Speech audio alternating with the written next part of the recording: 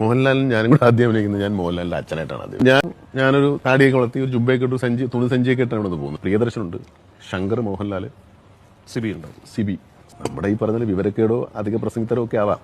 അവരെല്ലാരും കൂടെ നിൽക്കുന്ന സ്ഥലത്ത് ഒരു കസേര കാട്ടിലിടും. ഞാൻ ആ കട്ടിലേക്കറി ഞാൻ കിടന്നു. ഞാനിങ്ങനെ കിടന്നു കഥ പറയും.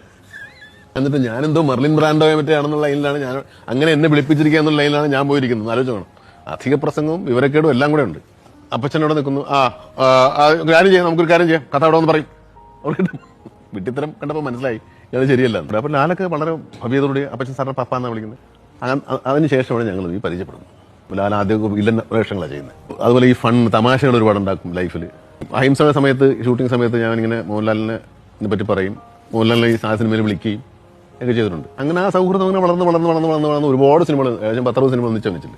ഞാൻ അന്ന് ലാലിനെ പറ്റി പറഞ്ഞ ഒരു കാര്യമുണ്ട്, അതൊരു തമാശയാണ്. അടൂർ ഭാസിക്ക് തെക്കൃഷിയിലുണ്ടായ മകനാണ് ലാലെന്ന് ഞാൻ പറഞ്ഞിട്ടുണ്ട്. അത് ലാലിന് ഓർമ്മ ഉണ്ടാവും. ആ രീതികളൊക്കെ മാറി ലാൽ നായകനായി ഒരുപാട് വളർന്നു. ഇപ്പോഴത്തെ മോഹൻലാലായി. ഒരുപക്ഷെ എന്റെ സിനിമകളിൽ ലാൽ കണ്ടതിനേക്കാൾ കൂടുതൽ ലാലിന്റെ സിനിമകൾ ഞാൻ കണ്ടു.